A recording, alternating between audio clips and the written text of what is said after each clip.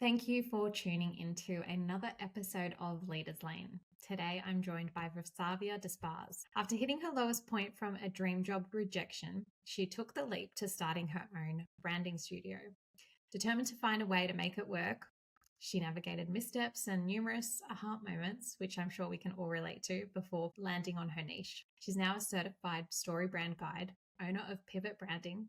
She weaves compelling narratives into pitch decks and landing pages that transform confusion into clarity. And as a wordsmith myself, and being passionate about words and design and how copy and design works together, it's going to be an exciting conversation because I'm sure she'll have lots of wisdom and insights about how you can improve your landing pages and pitch decks so that you can become successful at what you do or improve your success.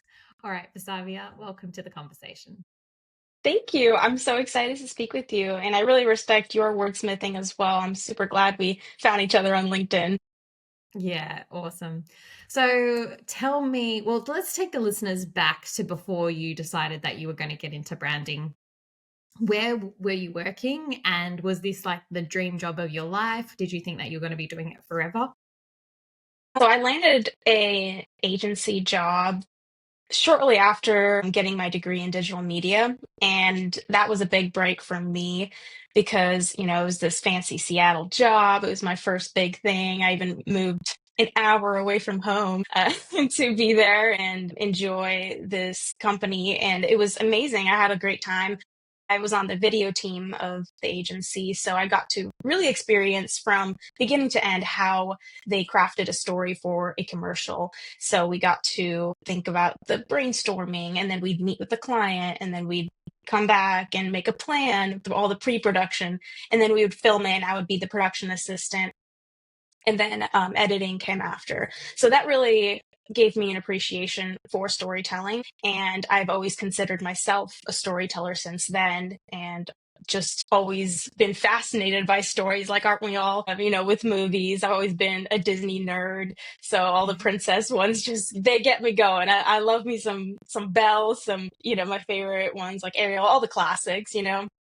So I've always Yeah. been fascinated by story and how it captures the attention. So that's really what got me started down this advertising road. And eventually I landed on branding as being the direction I wanted to go in rather than video.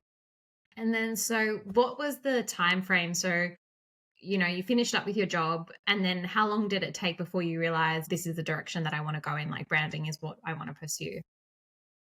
So I worked at that job for about a year and I would have kept working there longer, but my husband and I got married and he was Air Force, so we moved away from that position. And so it kind of made me take a step back and think, okay, what do I want to do now? Do I want to continue trying to find a job in agency? But since we were in the middle of Oklahoma, there's not a whole lot of bustling agencies there. So instead, I decided to go back to school and I got my BFA in advertising. And yeah, that was in the Academy of Art University in San Francisco. And so from there, I got more clarity in what I like to do. And the main thing I learned there was how to craft the big idea. That was like my aha moment there of like, oh, you need one idea to focus on, which you would think is obvious, but for some reason that was a novel thing. Like, oh, I don't need to cram everything into my piece of work or my project at the same time. So that was a clarity for me of like, wow, it is a lot stronger when you just focus on one idea at a time. And Mm. so that's really what inspired me down the path of branding. So after I graduated my school, I again looked for an agency position. And this is where my story gets sad, if I want to say that, because it was like one of the worst years of my life. Because Hmm. just imagine this: my husband had just left the military. I had all the pressure on me, and I told him, honey, I got this. I can support us. So we can do it together. This whole time, he's been such a good provider and everything. And so now he has to go off on a year of training. And I felt like I really wanted to support us through this period of our lives. So Mm. um, I didn't want to let him down, didn't want to let myself down. And for me, I was thinking, wow, I'm a creative. this should be easy, right? I solve problems. And so to be rejected and, that devastated feeling of being so close to a job invitation and then I get ghosted or I just don't get the job. So that whole cycle lasted for about 7 months. And I think around Christmas time of last year or so, it got rejected from my dream job at an agency here in North Carolina. They didn't reject me outright. At first, they ghosted me for 2 weeks. And so Wow. at that point, you kind of know, you're like, okay, well, they're not getting back to me. And for those 2 weeks, I had panic attacks in the middle of the night. I would wake up just stressing, like, how are we going to make ends meet? We moved to a new state. We didn't know anybody. We had parents who were supporting us, and I felt horrible. Like, we're adults. We need to be, making it happen here. Mm. I eventually, after getting the final notification, like, hey, you're awesome, but we don't want you, which I'm sure people can relate to. I'm sure they can. Yeah, so I got that email, and instead of feeling sad in that moment, I felt something click in me, and I felt free. I was like, you know what? This is the last job rejection I'm going to get, because I'm going to go out there and I'm going to make my own job if no one's going to hire me, because I know I've got it. So I had no idea what I was doing, but I'm Russian. We figured it out, right? So I printed a bunch of flyers, went door to door, and that did not work at all. I was like, well, there's probably a better way to do this. So I started networking, and that really helped because I got connected to really great people in the area. And eventually I made some good contacts, got some work steadily flowing in, and I landed on my first few messaging gigs. And it really started shifting my perspective. Like, I think this is what I want to do, because originally I was focusing on logo design, but I found that focusing on this niche of messaging, and specifically how do you merge messaging with design, because I believe that they're both communication. So I focused on this niche, and I really had so much fun with it because I realized that it intersected my love of editing, my love of writing, and design. So in the middle there, I'm like, pitch decks and landing pages is like a perfect intersection. So that's basically how I landed on my niche. I know that's a really long answer to your question. Well, I loved everything you shared. First of all, because you're so transparent and so honest with your journey. And I think our listeners, if they're at any point on their journey in like a similar space, they'll just go, oh my God, I'm not alone. I think you've so beautifully just shared, like, it didn't all go to plan. And I was scared. I was having anxiety. And, you shared your whole inner process. And I feel like that's what I love hearing about, because we often see people's success, or we see as they grow, but we don't know their mental state or what they were experiencing during that time, which I don't think allows people who are going through those things to sort of know that what they're going through is normal. So thank you for sharing so openly your process. And it sounds like as well, when you had that moment where you got the no, it clicked for you and you said how you felt free, like, I was smiling on the inside, because I thought, oh wow, it's almost like that needed to happen for you to realize your own power and your own direction, so you could step up into it and go, I'm going to do this now. Yeah, it's funny you say that. I have in my notes on my iPad, I scribbled out my dream plan, back like 5 years ago. And in that plan, I had it written down that I would work in an agency and get all this experience and be safe and do all this stuff for about, 7 to 10 years. And then maybe I would start my business. And it's funny because, I didn't think I was ready to start a business, but you're never ready till you have to be. It's kind of like with you having kids. Yeah, I mean, I don't have kids yet, but everyone always says you're never ready for kids until you have to be, and you are. Yeah. And my business right now is my babies. You kind of, it's a big responsibility. It's a lot to handle. But yeah, it is very true. I didn't really believe that I could do it. And so that's why I kind of wanted to go the safe route of agency. Let's get a job. Let's do the regular 9 to 5. But that, I think, kind of forced me to take a leap of faith on myself and take a bet. And, I'm very grateful for it because now that I've tasted freedom, I think I'm ruined as an employee. Yes, I know exactly what you mean. When I first started my career, it was more in publishing, and I never really worked within a company. I was always contracting during, like, there would be times where I contracted in marketing and things like that very early on. I was still in studying at that time. And I just have never worked like, no, I've had two jobs where I worked full time, but I feel like it's not me either. It's like, I think you sort of naturally fall into one of the two. So I feel where you're coming from. But you were touching on as well the design and the way that words come together. So this is something I'm super passionate about. So over the years, as I've written copy for clients, I'm always very big on formatting it on the Mhm. page when I present it, because in my mind, I'm thinking of the user experience and I'm thinking, how the designer is then going to take this and translate it. And I think a good designer knows how to do that. Not everyone knows how to do that. And I think they work together synergistically and they can really elevate your messaging or they can really bring it down. So I'd like you to talk on this because I feel like that's something I don't have, the design expertise like you do. And I'd like to understand, maybe you could explain for our listeners first, why is design just as important as copy? That's a great question. And I think we share the passion on this because it's like a niche little area of design and messaging that we can both geek out on. Hmm. But it's important to have your messaging, your words that you're actually communicating and saying, and your design say the same thing. And it's all because what you're trying to communicate, that message, it's going to hit a lot harder and a lot clearer if both your visuals and your words are saying the same thing. And there's many different ways to do that.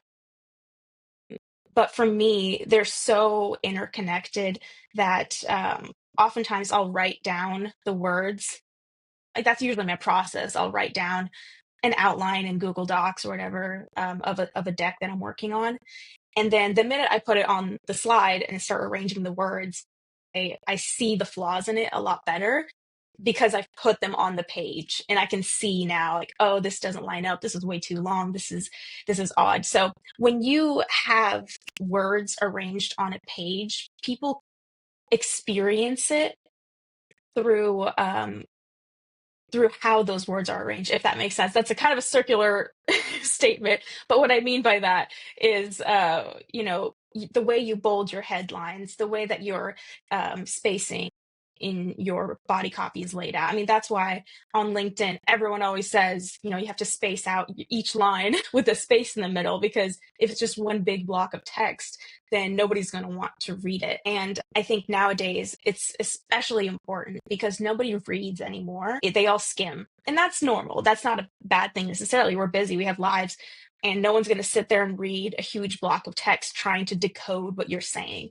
So, what I mean when I say that they're interconnected is the design and how the copy is laid out and bolded, and how the colors and everything is laid out. It all communicates clarity and ease of reading. So when you're going down the page, you have the correct words bolded, or you have, the biggest part of the piece that's on the page that causes you to look at it first, that eye grabbing piece, the one that has the most color or the most contrast. That is the most important piece of your copy, and that's where you want it to draw people's eyes first. So there's a lot of subconscious thinking that goes on when you're designing something. And for me, it kind of happens naturally now just because I've been doing it for so many years. But this gets taught to you, in design school, and you have to make sure that, it's all bolded correctly and laid out correctly. But for me now, as someone who does messaging, I see this as a way to highlight the words even more, and to make sure that what you're trying to convey is not just splatted on the page. It's not just there, but Yeah. it holds someone's hand and takes them gently through the field so they can actually like absorb that information and understand it. They're not having to trudge through your poor design to try to understand what you're getting across. And what I've seen is, if the messaging and the design work together, it's so impactful and you can feel it. Yes. You've touched on so many incredible points there as well. Like, I completely value what you're sharing and your insight, and particularly, like, it's such a different experience. And I think for our listeners, if you're going, I don't fully understand, because maybe like we're talking about it and we're not showing copy or visuals at the moment, how it's like laid out and formatted, I think the way to think about it is everyone's come across a website or a piece of content somewhere where they just read it effortlessly, like just subconsciously it's easier to navigate through, like you just read it, skim it, whatever. But then you see those big blocks of text even on websites, and you're just like, oh, this is too hard, and you'll click away or you scroll to the next post. At least that's been my experience. Would you say that's yours as well? Yes, absolutely. I almost don't remember the ones that are really good because they're good. The ones you Yeah. remember are the bad ones. And you're like, That's very true. Yes. So yeah, you can reflect on the things you don't like to understand that that's not what you should do. yes, yes. And I think the other interesting point that you raised is that people don't read nowadays. Mhm. And I would agree with that. So Yeah. I know that when I write someone's copy, that I know they're probably not going to read every word. But I expect that. And the good thing is, like, if you're really good at messaging and using design, they don't need to read all of it, because you Mhm. can still communicate the essence of the message with, bolding, and as long as that the key message can still be articulated without reading every single word, then, that's just the world that we live in at the moment. Yeah, and you're absolutely right. An easy way to do that, that I tell people all the time, is on your website. If someone reads your headline and then all the headlines down the page, they should understand what the page is trying to tell you. They shouldn't have to read the smaller text. And I use that as a test on anything that after I finish making something, I'll read just the headlines and see if the story makes sense. And if it does, then I'm good to go. If it doesn't, then I need to adjust something to make sure that if someone just only read the headlines, literally the minimum they could do, then it makes sense. Or even better, make sure that all makes sense. But even if they just read what's in the headline, or in the header section, they still understand what the meaning of the page is. Mm. Yeah, that's so powerful. So, question for you. I'm curious. I was recently doing this with some newsletters that I was sending out, and I did exactly what you said. It wasn't necessarily headlines. There might have been some subheadlines, but most of it was, the intro, and then I bolded different sections going down, and then I read them to see if the message was communicated. Do you find, like, if someone's listening going, oh, but I don't know what to bold, and then they feel like they're bolding too much, like, is there a healthy balance? Definitely. I have seen way too much bolding. And I think ChatGPT nowadays is a bit bold happy and emoji happy, and it likes to like make it a bit, it's like someone's shouting at you. Mm-hmm. So, I mean, every page is different. So I can't say exactly how much is too much and how much is not enough. Yeah. But I think as long as someone's able to go down your email and read your bolded text and understand, and it doesn't feel like you are bolding so much that half the page is black, then there's a balance in there somewhere. Sometimes I've seen that if they bold too much, then nothing is bolded anymore because it's all highlighted. And if everything's Yeah. highlighted, nothing's highlighted. So that really comes down also to editing, and that's something I really enjoy doing since that's one of my key skills. Mm. Is editing doesn't just mean what words you choose to be on the page, it's what words you highlight on the page. So Mm. if you are highlighting everything, then that may be an issue with your editing, and you need to focus your message, and it may be a sign that you don't know your message very well if you're bolding everything. Yeah. Yeah, totally. So then for our listeners, let's just say they're not bolding everything, but you're now talking about editing, and that's a skill set of its own. And yes, there are tools that can help you edit, but for the sake of empowering our listeners with skills that they can apply to their writing too, because even if they are using AI tools, you can't just cut and paste that stuff. I mean, you can, but it's very evident, at least for me, and you probably would find the same. You can tell when something's just flat out AI copy. So how do we edit? Because most people, and I used to do this very early on with my writing too, I was like, oh, but that line is so good, I can't get rid of that line. And you become attached to these lines, but over time you can teach yourself to go, okay, this needs to go, that's not relevant. What's your tips around editing a piece of content? That's a great question. I have been doing this a lot recently. So I write brand scripts. It's a tool that I use. It's in the story brand framework. So it essentially outlines your story using 7 steps. And I have been doing that. However, I found a trick to help me focus my brand scripts, and this can be applied to anything you're writing or creating. So I added a section at the top of the page, and it's so simple. It's so easy. You're gonna be like, what is this? This is not even a tip, but it is. Like it kind of changed my my system. So all I have at the top is the word story and then one line of what it is. And usually that one line is 2 ideas connected. So, for instance, I have an IBS dietitian client, and she's one of my faves. She's amazing. But when I was doing writing her story, I put right at the top of the page the fact that when you don't know your IBS triggers, it causes you to be caged, and it's this element of freedom. This idea now I have to make sure and double check: does the problem line up with the story? Does the solution directly line up with the story? And so I check each element down the page. And if it doesn't support that idea of that story, then it's taking away from it. So it's like that line, if you're not with me, you're against me. Yeah. And so you have to say that to your copy. If it's not with you, Yeah. it's against you. So it's taking away from your message, even if you think it's cool. My professor early on always taught us, you got to kill your babies. Even Yeah. if you like them, doesn't mean that it's helping you. So it might hurt a little bit. Actually, if it does hurt a little bit, you're probably doing it right. Yeah. You want to make sure that it's as streamlined as possible. And Yeah. this is a concept that is very much told in the story brand community, and something that Donald Miller talks about all the time is Mm. people only have a limited amount of calories they want to spend on their brain, and if you are making people lose calories trying to think through and trying to remember too many things at once, then they're not going to remember anything at all. And so Yeah. I often tell people, you should only have one thing that you're telling people to remember about you. Any more than that, then it's too much for them and they're not going to remember anything. So I'd rather have them remember one thing really well than nothing. So it's a lot Yeah. better to focus your story on that one.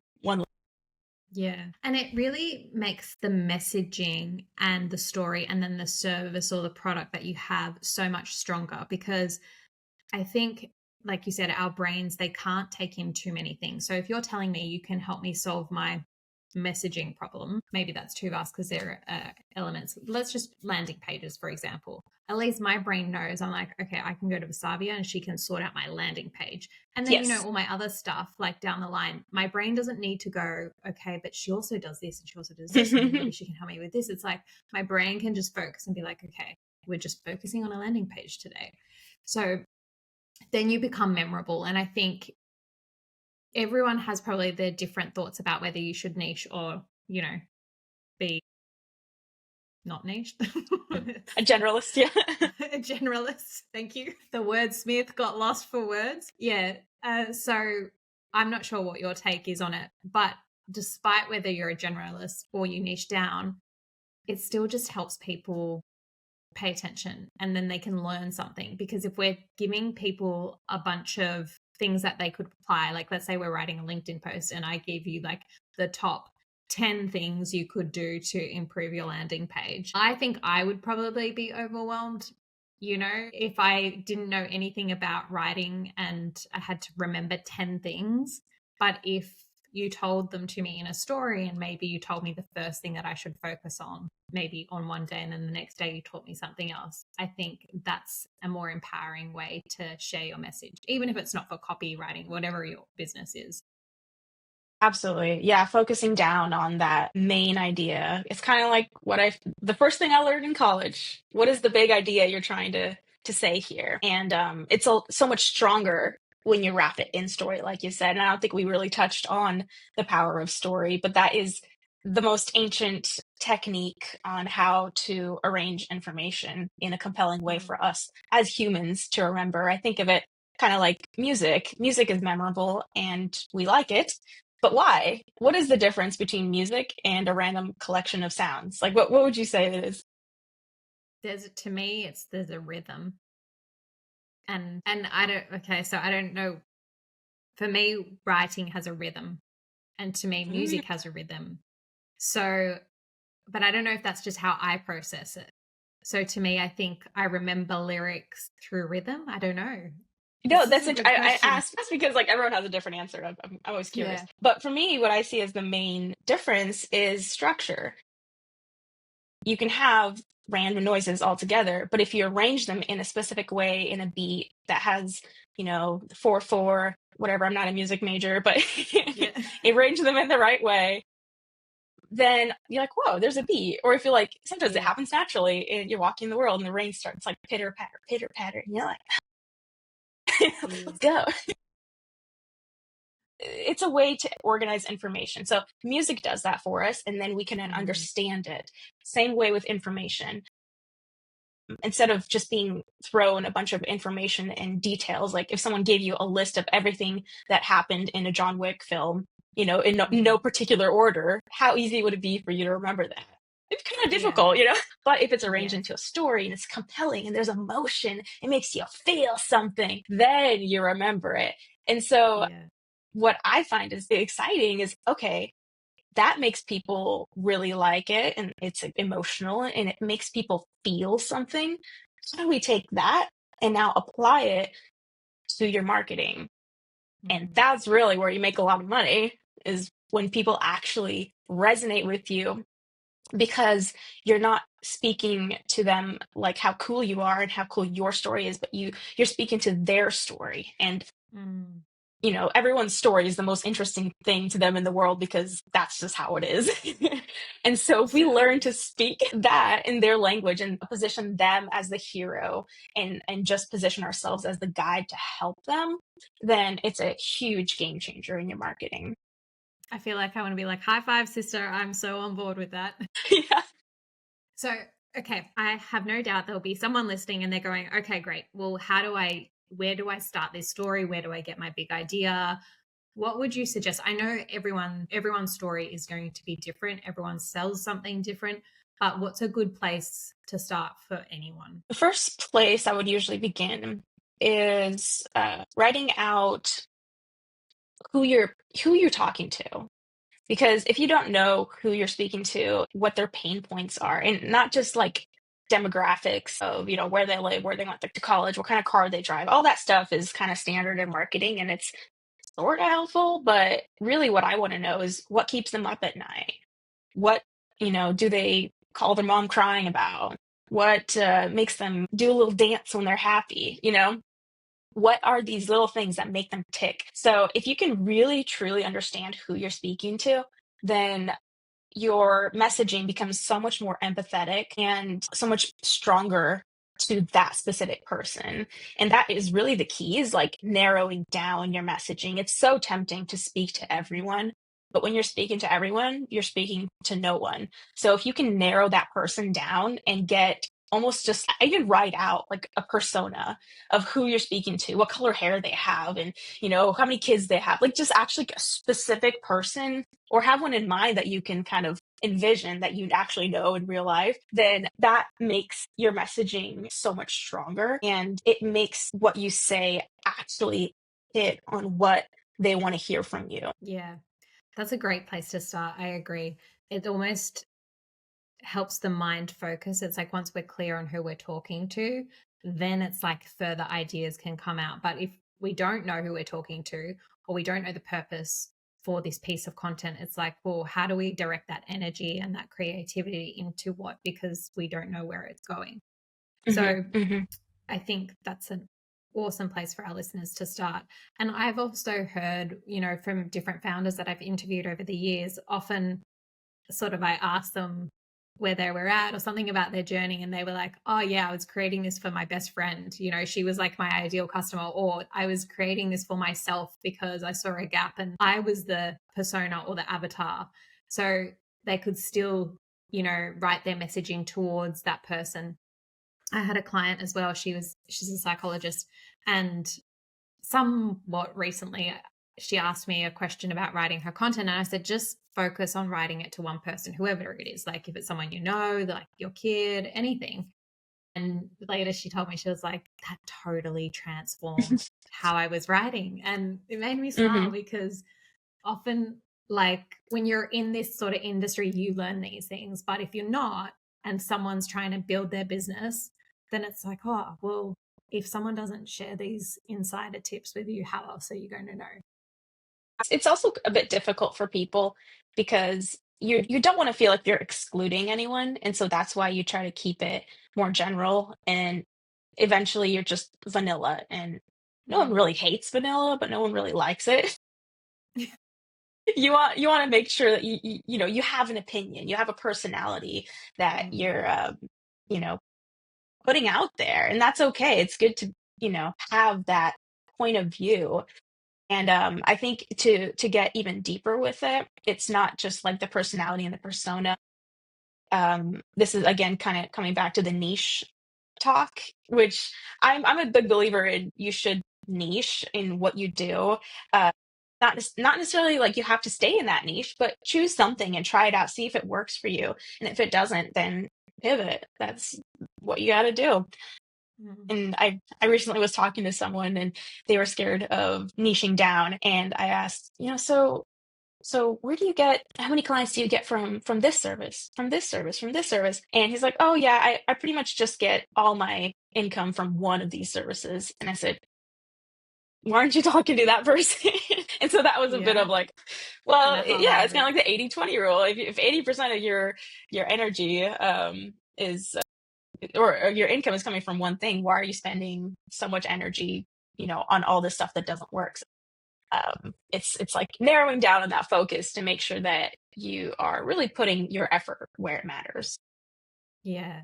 Yeah, definitely. I'd like to talk a little bit also on storytelling, just also for marketing, like maybe content, social media, promoting your business in other ways other than just landing pages or pitch decks. What's your take on writing for social media, and how do we adopt storytelling for that as well? So this is slightly outside of my usual expertise, but I will say that with social media, what I found to work best is if you have a bit more of a personality. What I mean by that is if you're writing for yourself, like as a person, then this gets a lot clearer because you can just kind of show a bit more of yourself, your vulnerabilities. And I'm a big believer in that, kind of like what you mentioned earlier. I'm all for sharing every part of my story, whether the good, the bad, the ugly. People like that. I mean, Mm. they will like you for your good things about you, but they will love you for your faults. That's something that Christo says, one of my mentors that doesn't know me. I love that. That's awesome. That's so good. Yeah, so that's something that I keep in mind, at least with my social media. I'm mainly big on, or not, I'm not big on LinkedIn, but I mainly do LinkedIn.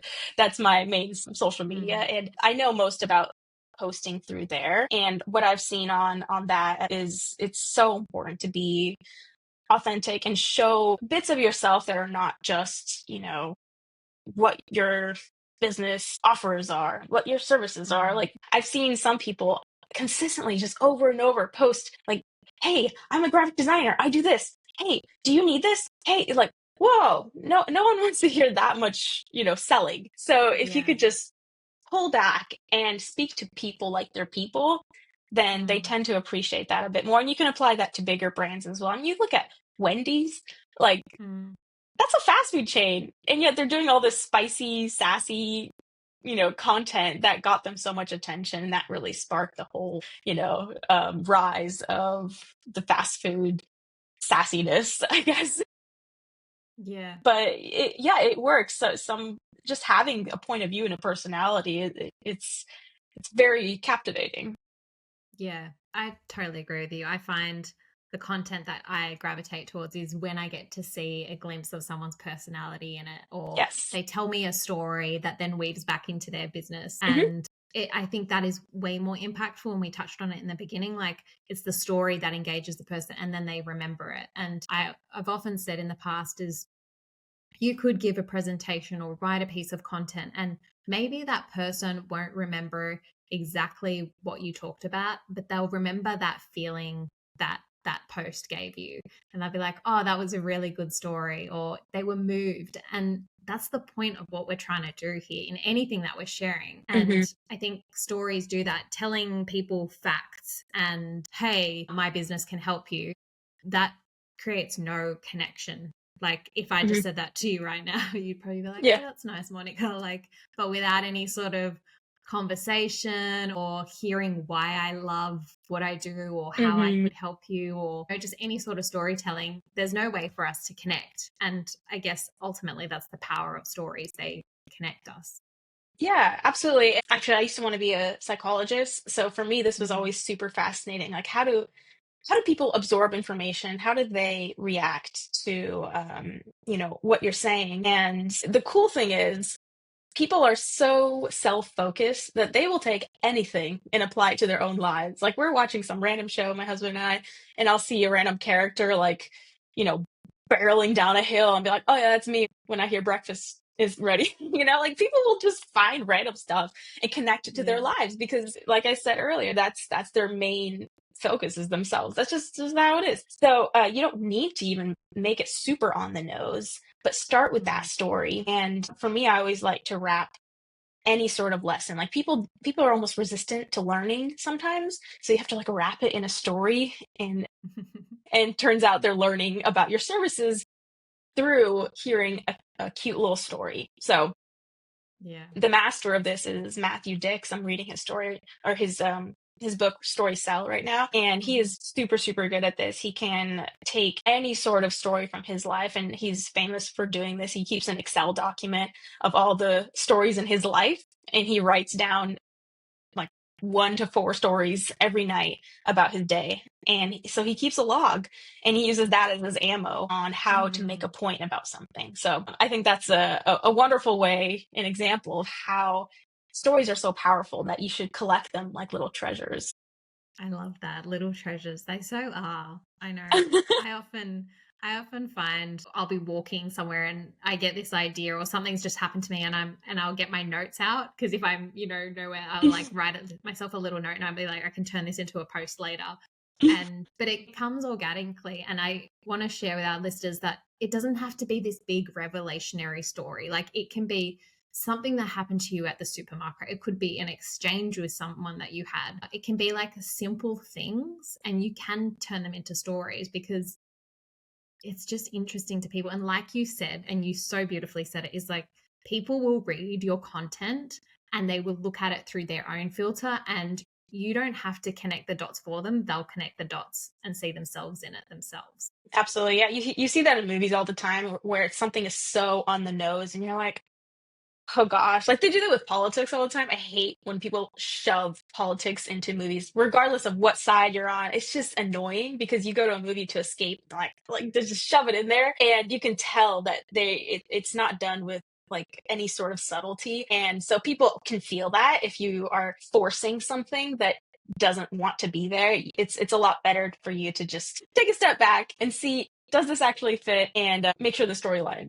flows. Yes. Yeah, totally. Awesome. And look, our conversation is coming to a close, but before we close up, I do want to touch on the design elements too. I think some people struggle with the design part, so they look at it and they go, I don't know what looks good.